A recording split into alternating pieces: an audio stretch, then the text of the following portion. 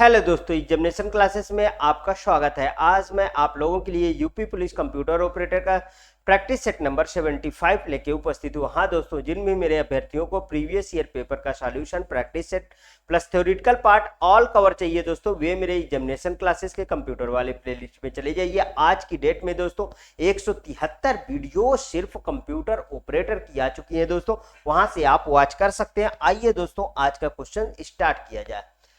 Which of the following is the correct form for an email address?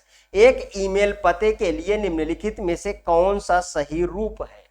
ये देखिए, आपके पास चार ऑप्शन है, अभी आपको नहीं देखना है। आइए थोड़ी सी बातें करेंगे उसके बारे में, फिर इस ऑप्शनों में आएंगे, आप बिना देखे आंसर लगाएंगे कि कौन सा सही है कौन सा गलत है। देखिए, मेरा ईमेल आईडी है, उसको लिखते हैं, उसको उसी से समझते हैं। एग्जामिनेशन क्लासेस 23@gmail.com, ये दोस्तों मैंने लिख दिया। अब देखिए, इसमें सबसे बड़ी चीज है, तीन चीज का होना कंपलसरी है। पहला ये सिंबल से इस साइड में इसको क्या बोलेंगे? यूजर नेम बोलेंगे। यूजर आईडी कहिए, ये यूजर नेम कहिए, ठीक है। बीच में क्या होगा दोस्तों? बीच में होगा सिंबल। बीच में क्या होगा? सिंबल। कौन सा सिंबल है? @ सिंबल। इसके आगे वाला पार्ट दोस्तों ये होता है डोमेन नेम। क्या होता है दोस्तों? Domain name. समझ में आया? और तीन चार चीजें देखिए, ईमेल आईडी में @ सिंबल होना कंपलसरी है। ईमेल आईडी में @ सिंबल होना कंपलसरी है। ईमेल आईडी में कभी भी जो है माइनस का चिन्ह नहीं हो सकता है। माइनस का चिन्ह क्या होगा दोस्तों? माइनस का चिन्ह नहीं हो सकता है। समझ में आया? तीसरी थिंग्स A@B, ये क्या है दोस्तों? मैंने लिख दिया, ये है A_B, ठीक है। मतलब कि अंडर स्कोर जो है वो वैलिड है। समझ में आया? अब यहां आइए आप, अब इसको आप बहुत आसानी से देखिए, आप मैच कर लेंगे खुद ही। देखिए, रमेश कॉलन, इसमें कहीं ये वाला सिंबल है क्या? ये वाला @ सिंबल है? नहीं है ना, तो मतलब कि ये वाला ऑप्शन नहीं होगा। इस चीज की कमी है ना, इस चीज की कमी है। इसमें देखिए .com, पहले क्या कभी .com, इसके बाद जो है यहाँ पे देखिए @ रमेश लिखा है। डोमेन नेम कहाँ गया इसका? नहीं वैलिड है। आगे देखिए यहाँ पे रमेश @HTTP, ये सब क्या आ गया आगे? मतलब कि हाइपर टेक्स्ट ट्रांसफर प्रोटोकॉल आगे आ गया @ के बाद, नहीं वैलिड है। यहां पे देखिए रमेश @coldmail.com, अगर इसकी बात करूं, यहां से ये यूजर नेम हो गया, ये वाला सिंबल हो गया @ सिंबल, और ये पूरा डोमेन नेम हो गया। मींस कि डी ऑप्शन बिल्कुल करेक्ट है। समझ में आया? देखिए यहाँ पे Uttar Pradesh police computer operator 21/12/2018 batch 2 का पेपर है। कितना सिंपल सा क्वेश्चन पूछा। अगर आपको दिक्कत आती है थोड़ी भी, तो इसके प्रीवियस वाले जो 2 पार्ट आ चुके हैं ऐसे सीरीज के, उनको आप प्लीज वॉच कर लीजिए प्लेलिस्ट में जाके, ठीक है। तभी एक दूसरे से रिलेट करके दोस्तों बहुत मजा आता है पढ़ने में भी। आगे देखिए, from to date and subject field in an email are called as, किसी ईमेल में फ्रॉम टू डेट और सब्जेक्ट फील्ड को क्या कहा जाता है? ईमेल हेडर कहा जाता है दोस्तों। पहले ऑप्शन लगा हुआ है, ठीक है। ईमेल ग्रीटिंग नहीं, ईमेल इंफॉर्मेशन नहीं, ईमेल स्टार्टर नहीं। UP police computer operator 21/12/2018 batch first में बात कर दूं, यहां पे दोस्तों फ्रॉम, ये चीजें याद रखिएगा, फ्रॉम टू, ठीक है, सब्जेक्ट, फ्रॉम टू सब्जेक्ट, ठीक है, सब्जेक्ट, डेट, ये सब चीजें डेट, सॉरी, डेट सब्जेक्ट, यहां साफ साफ इसमें भी लिखा है डेट सब्जेक्ट फील्ड को क्या कहा जाता है, और इसमें एक पॉइंट लिख लीजिए फील्ड। ठीक है, ये सबको क्या कहा जाता है, ये सबको कहा जाता है ईमेल हेडर। समझ में आया। अब ऐसी सारी चीजें दोस्तों, इस तरीके के जितनी भी चीजें हैं उनको माइंड में जरूर रखिए, छोटी छोटी चीजें, कभी भी इस तरीके के क्वेश्चन गलत नहीं होने चाहिए। आगे चलिए नेक्स्ट क्वेश्चन पे आ जाते हैं। How many attachments can be send through email, through कहां जा रहा है, थ्रू ईमेल। हम ईमेल के जरिए कितने अटैचमेंट भेज सकते हैं दोस्तों, आपको पता होगा 25 MB का डाटा आप भेज सकते हैं।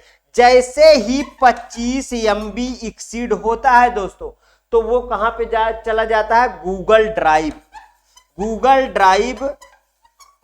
ड्राइव में स्वतः क्या हो जाता है, अटैचमेंट हो जाता है। समझ में आया।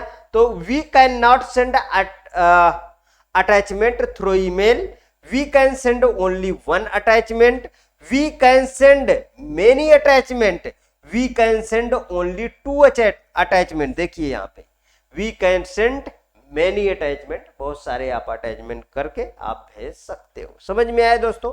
Next question, what is the signature in the email, signature in the email, email में एक हस्ताक्षर क्या होता है, इसको समझिए। It is an the inbuild digital signature send along with your email ID as a QR code, या एक क्यूआर कोड के रूप में आपके ईमेल आईडी के साथ भेजा गया एक इनबिल्ड डिजिटल हस्ताक्षर है। इस तरीके का कोई ऑप्शन नहीं है मेरे अकॉर्डिंग। आगे पढ़िए। देखिए इस तरीके के जब क्वेश्चन आए दोस्तों थोड़ा लेंदी, तो उसको ध्यान से पढ़िए, इसी में आपका आंसर मिल जाएगा। यहां देखिए, it is an electronic and digital signature send along with your email, या आपके ईमेल के साथ भेजा गया एक इलेक्ट्रॉनिक और डिजिटल हस्ताक्षर है, नहीं। It is actually the email ID of the sender attached at the end of the email body, यह वास्तव में ईमेल बॉडी के अंत में संलग्न प्रेषक की ईमेल आईडी होती है, नहीं, ये भी नहीं। इसको पढ़िए थोड़ा।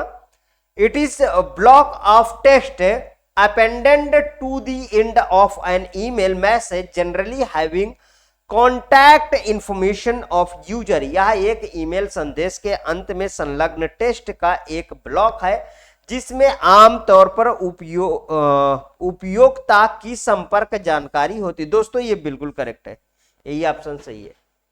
ठीक है, यह एक ईमेल संदेश के अंत में संलग्न टेक्स्ट का एक ब्लॉक है जिसमें आमतौर पर यूजर्स की संपर्क जानकारी इसमें होती है। Next question, telnet service enable and internet user for, telnet सेवा एक इंटरनेट उपयोगकर्ता को सक्षम करते। दोस्तों टेलनेट से बता दूं कि आपके क्वेश्चन जरूर पूछे जाने हैं, मैक्सिमम चांस होता है।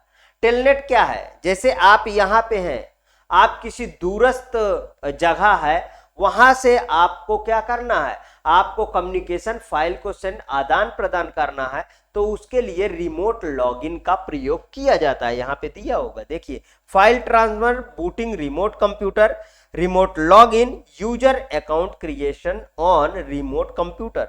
कौन सा सही है, रिमोट लॉगिन। तो समझ में आया, मतलब आपके प्रेजेंट प्लेस से एक दूर की जगह से आपके फाइलों का आदान प्रदान करने के लिए हम टेलनेट का प्रयोग करते हैं, और टेलनेट उसके लिए हम रिमोट लॉगिन का इस्तेमाल करते हैं। समझ में आया।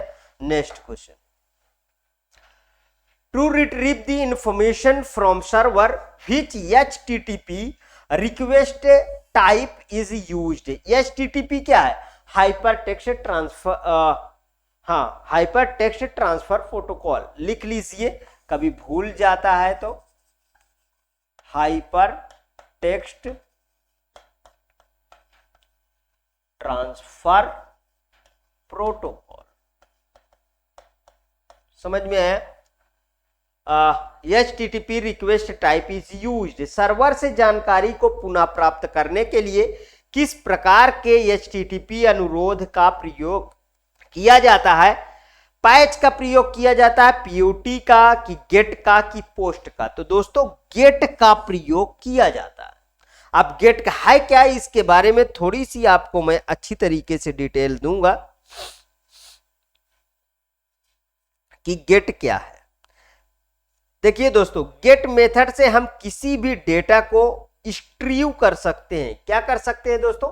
स्ट्रीव। थोड़ा सा नोट भी कर लीजिएगा इन शब्दों को। स्ट्रीव कर सकते हैं। गेट मेथड से हम डेटा को सर्वर पर स्टोर कर सकते हैं। कहां पे दोस्तों? सर्वर पर।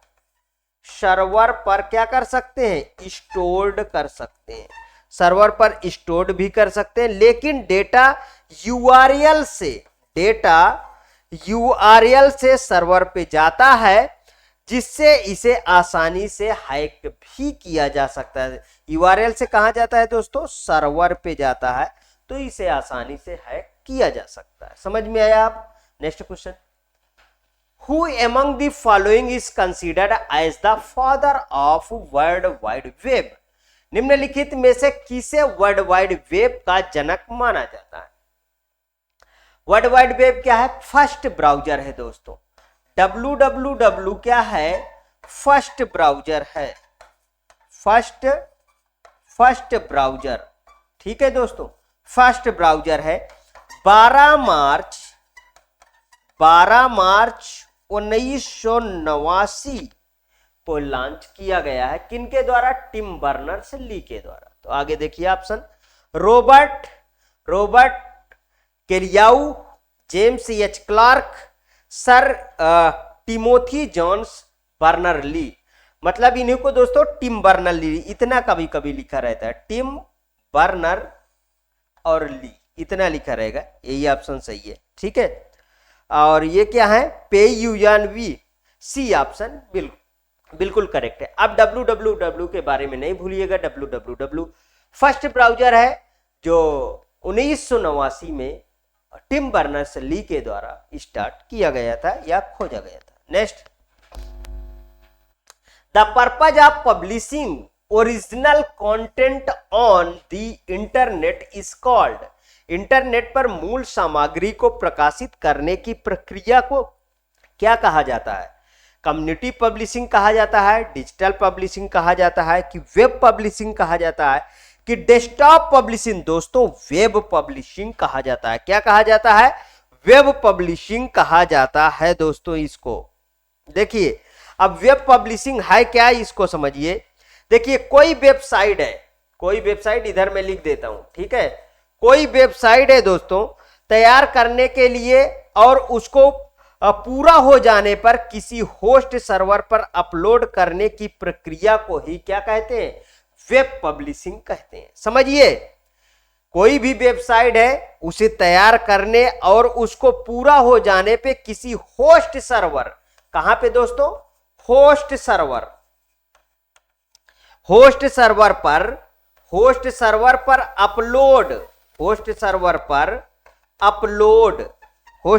पर अपलोड करने की प्रक्रिया क्या है? वेब पब्लिशिंग है।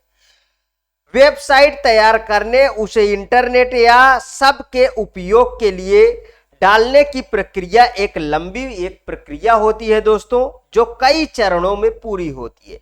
जैसे बताऊं कि डीएनएस रजिस्ट्रेशन करवाओ, ठीक है, उसके बाद वेब होस्टिंग करवाओ। क्या करवाओ? वेब होस्टिंग करवाओ दोस्तों। और इसके बाद वेबसाइट डिजाइन,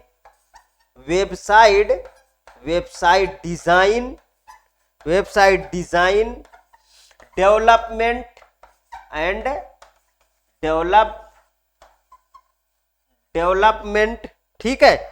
और इसके लिए दोस्तों कहा जाए आगे एडवर्टीजमेंट ना, और अगर इसके पॉइंट लिखना चाहें तो एडवर्टीजमेंट, ठीक है। और इसके रखरखाव की भी देख रेख ना, अरे भाई कैसे इसका रखरखाव है उसके बारे में भी तो जानकारी होनी चाहिए। तो उसे ये सब के लिए क्या है दोस्तों? वेब पब्लिशिंग है। मतलब इंटरनेट पर मूल सामग्री को प्रकाशित करने की प्रक्रिया को क्या कहा जाता है? वेब पब्लिशिंग कहा जाता है। समझ में आया? नेक्स्ट क्वेश्चन,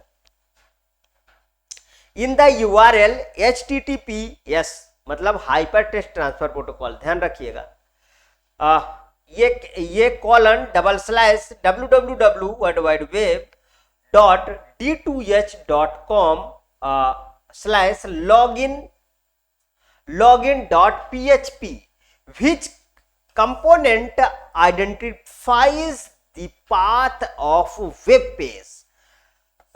यही लिखा है, में कौन सा घटक वेब पेज के पाथ की पहचान करता है?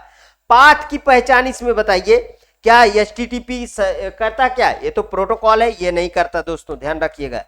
ठीक है, ठीक, login.php करता है। सेकंड ऑप्शन बिल्कुल सही है, www.d2h.com नहीं।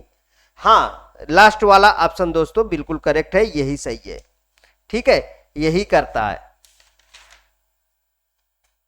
PHP करता है। ठीक,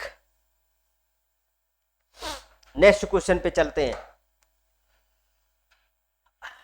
error numbers space indicates that a specific URL has been renamed or has become non-existent।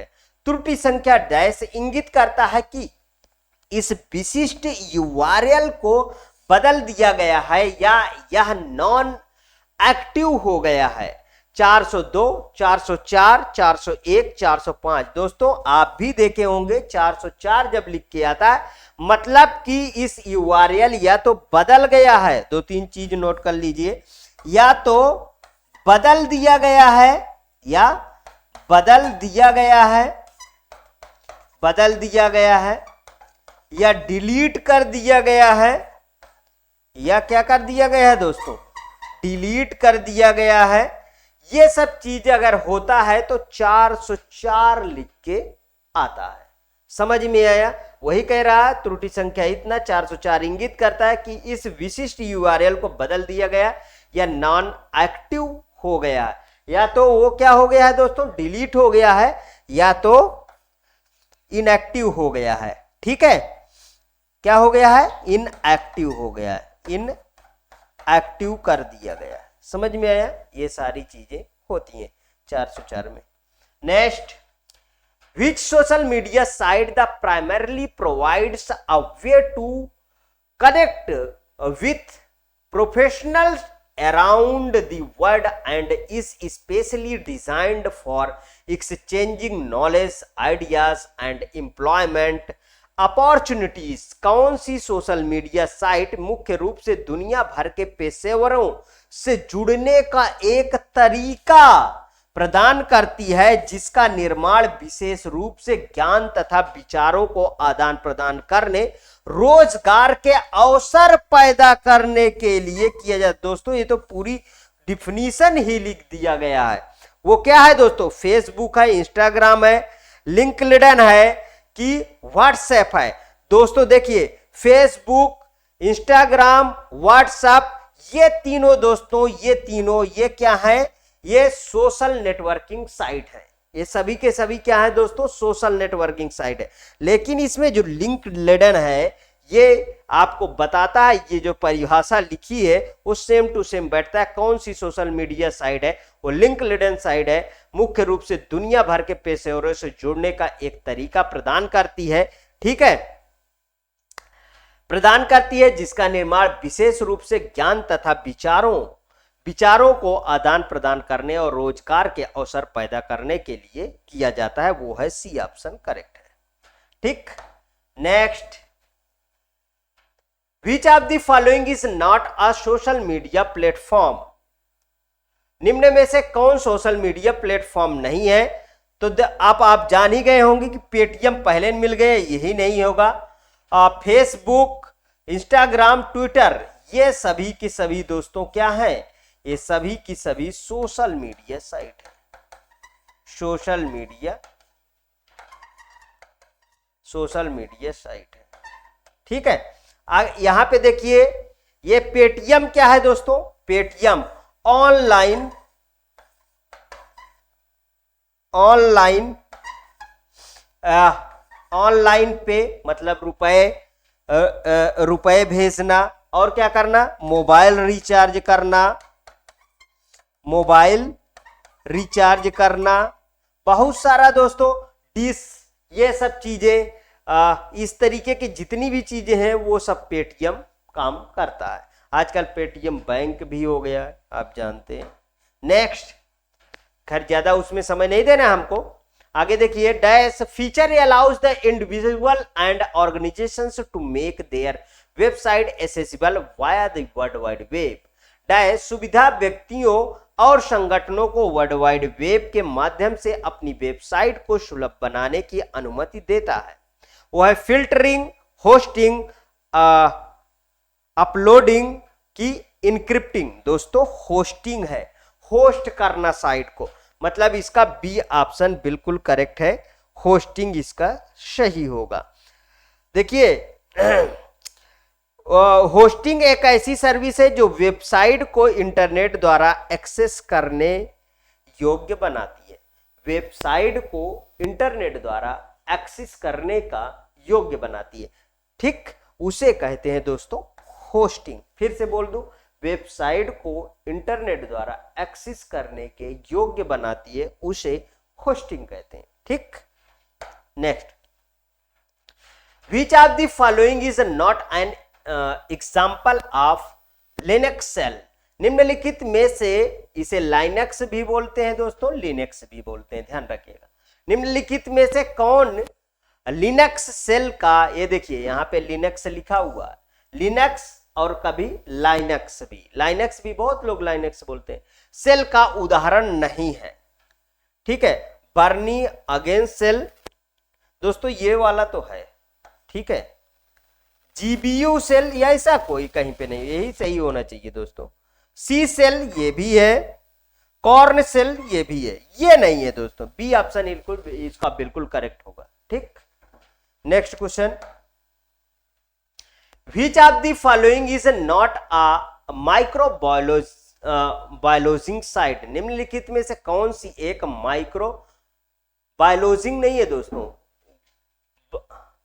हाँ ब्लॉगिंग है, माइक्रो ब्लॉगिंग साइट नहीं है।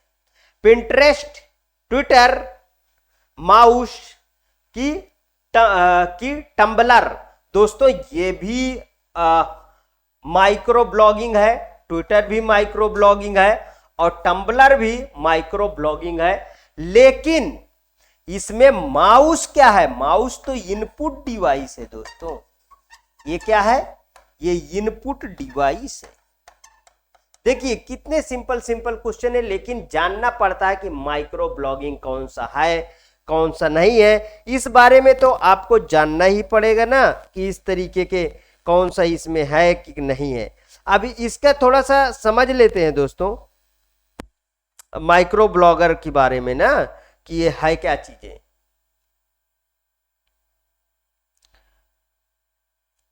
आइए समझते हैं दोस्तों थोड़ी सी चीजें।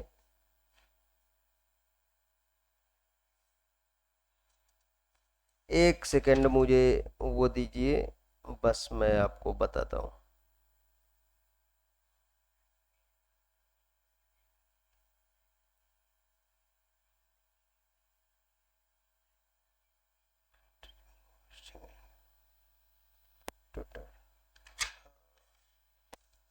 हाँ, माइक्रो ब्लॉगिंग से देखिए यहाँ पे थोड़ी सी बातें लिखी है। माइक्रो ब्लॉगिंग से आपका तात्पर्य होता है कि ऑडियंस की बातचीत के लिए पोस्ट बनाने से है, ऑडियंस के बातचीत के पोस्ट बनाने से है। माइक्रो ब्लॉग पर पोस्ट में टेक्स्ट के अलावा ऑडियो, कौन कौन से लिख लीजिए थोड़ा सा, ऑडियो, इमेज,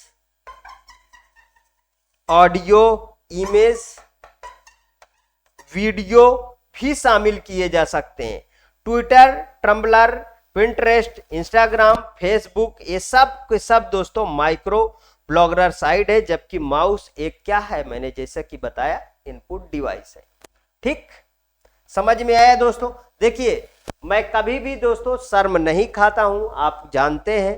अगर मुझे थोड़ी सी कोई चीज में कंफ्यूजन क्रिएट हुई तो मैं जरूर उसको अपने नोट्स में जरूर देखता हूं कि ये है क्या, एक्चुअल में मैं कहीं भूल के तो दूसरी चीजें नहीं बता दिया, नहीं, ये चीज को मैं अक्सर ध्यान रखने की कोशिश करता हूं दोस्तों। हाँ, फिर भी देखिए कभी भी अगर गलतियां मुझसे हो जाती है तो उसको जरूर आप जो है माफ करिएगा। ठीक, आगे देखिए, DOM represents a web page in what way, DOM किस तरह से वेब पेज को दर्शाता है, डायनेमिक स्ट्रक्चर, रिकर्सिव स्ट्रक्चर कि ट्री लाइक स्ट्रक्चर कि हैश टेबल स्ट्रक्चर। तो दोस्तों इसका सी ऑप्शन बिल्कुल करेक्ट है, ट्री लाइक स्ट्रक्चर। देखिए एनवीएस पीजीटी 19/9/2019 में पूछा गया ट्री लाइक स्ट्रक्चर कौन से हैं उनको देखिए। जैसे देखिए ये रूट नोट है, ये क्या है दोस्तों, ये रूट नोट है, फिर इसके सब चाइल्ड, देखिए ये ट्री बनता गया ना, ये ठीक, ये क्या है, ये ट्री स्ट्रक्चर है, समझ में आया। तो यहां जो डोम रिप्रेजेंट्स करता है वो ट्री लाइक स्ट्रक्चर रिप्रेजेंट्स करता है, या ध्यान रखिएगा। Next question, a program that serves requested HTML hypertext markup language file and page is, program जो HTML फाइलों और पृष्ठों को सर्व करता है कहलाता है, वेब एड्रेस कहलाता है, वेब पेज कहलाता है कि वेब सर्वर कहलाता है कि होम पेज कहलाता है। अरे दोस्तों ये तो बहुत सिंपल सा है, वेब पेज कहलाता है। क्या कहलाता है, वेब पेज। जो HTML फाइलों पृष्ठों को सर्व करता है वो क्या कहलाता है, वेब पेजेस। आप वेब पेजेस ही तो बनाते हैं, ठीक। Next question, which of the following is used to produce interactive data driven web applications over the internet, internet पर परस्पर क्रिया डाटा उन्मुख वेब अनुप्रयोग उत्पन्न करने के लिए निम्नलिखित का प्रयोग किया जाता है, ASP का, HTML का, CSS का कि URL का, किसका प्रयोग किया जाता है, ASP का। एक्टिव सर्वर इसका पेज होता है, उसका हाइपर टेक्स्ट मार्कअप लैंग्वेज होता है, कास्केटिंग स्टाइल शीट होता है, इसका कास्केटिंग स्टाइल शीट होता है, लिख लिया करिए, ठीक है। इस तरीके की चीजें थोड़ा सा लिखते भी रहा करिए। अब देखिए इसके बारे में थोड़ी सी चीजें बताता हूं, पहले तो फुल फॉर्म लिख लीजिए, active server page, active server page, ठीक है। ASP एक वेब पेज बनाने के लिए डेवलपमेंट फ्रेमवर्क है दोस्तों, ये क्या है, फ्रेमवर्क है, ये क्या है, फ्रेमवर्क है, या कंप्यूटर कोड को इंटरनेट सर्वर द्वारा एग्जीक्यूट करने के लिए एनेबल करता है। ASP का उपयोग इंटरनेट पर परस्पर क्रिया डाटा उन्मुख वेब अनुप्रयोग उत्पन्न करने के लिए किया जाता है। ASP का एक अन्य भी फुल फॉर्म हम कह सकते हैं एप्लीकेशन सर्विस प्रोवाइडर। क्या दोस्तों, application service provider, application service provider भी इसको कह सकते हैं। समझ में आया? चलिए आइए नेक्स्ट क्वेश्चन पे चलिए। When an HTML file is requested by a web browser, this request is by default made as a dash dash dash। जब किसी वेब ब्राउजर द्वारा HTML फाइल का अनुरोध किया जाता है तो यह अनुरोध डिफॉल्ट रूप से डैश के रूप में किया जाता है। गेट इसके पहले डिस्कस कर चुका हूं ना, गेट, पोस्ट, पुट, फाइंड, तो किसके रूप में ही किया जाता है, गेट के रूप में किया जाता है। अब गेट थोड़ी संक्षिप्त रूप में और चीजें अच्छा बता देता हूं। गेट क्या है, इसका प्रयोग विशिष्ट रिसोर्स प्राप्त करने के लिए किया जाता है। आगे पोस्ट देखिए, पोस्ट इसमें है ना, पोस्ट क्या है, इसका प्रयोग नया रिसोर्स बनाने के लिए किया जाता है। आगे क्या है दोस्तों, पुट ना, पुट क्या है, किसी मौजूदा रिसोर्स को अपडेट करने के लिए किया जाता है। और फाइंड, फाइंड का मतलब तो समझ गए होंगे, फाइंड मेथड HTTP मेथड नहीं है, ध्यान रखिएगा, फाइंड कोई HTTP मेथड नहीं होता है। Next question,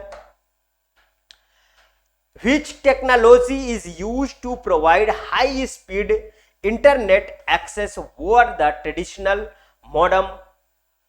modem lines. पारंपरिक मॉडम लाइन पर हाई स्पीड इंटरनेट एक्सेस प्रदान करने के लिए किस तकनीकी का उपयोग किया जाता है? एडीएसएल, राउटर्स, वीडीयू की लाइन। तो दोस्तों एडीएसएल का प्रयोग किया जाता है। राउटर्स तो आप जानते ही हैं, मैंने आपको बता रखा है कि राउटर्स क्या है।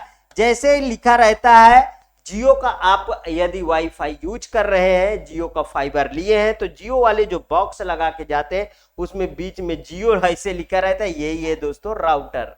ठीक है, ये आपको क्या, आपको केबल या वाईफाई के थ्रू आपको इंटरनेट प्रोवाइड करता है। समझ में आया? लाइन आप जानते हैं लोकल एरिया नेटवर्क। ये क्या है दोस्तों?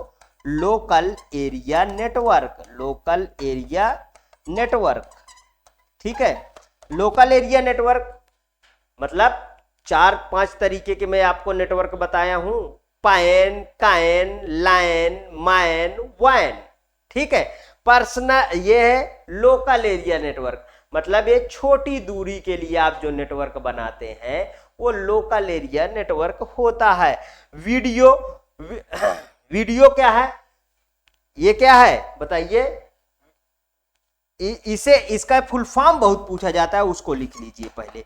Video display unit. Display unit, ये इसका, ये वाला फुल फॉर्म बहुत पूछा जाता है। ठीक है, वीडियो डिस्प्ले यूनिट। अब एडीएसएल के बारे में थोड़ा सा बात करें। देखिए, अगर हम एडीएसएल का, पहली बात तो फुल फॉर्म लिखिए, एसिमेट्रिक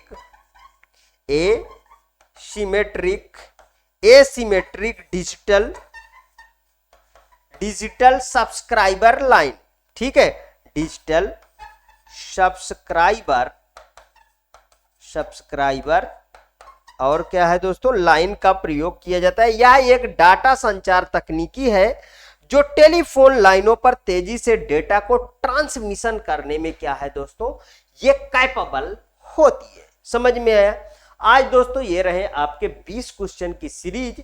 यदि आपको अच्छा लगता है तो प्लीज और प्लीज मेरे एग्जामिनेशन चैनल को आप सब्सक्राइब कर लीजिए, मेरा वीडियो लाइक करिए, ज्यादा से ज्यादा दोस्तों में शेयर करिए। हाँ, अपनी प्रतिक्रिया कमेंट बॉक्स में जरूर दीजिए, क्योंकि ये फ्री इनिशिएटिव क्लास दोस्तों सिर्फ आपके कमेंट ओरिएंटेड क्लास चलती है। ओके दोस्तों, थैंक यू।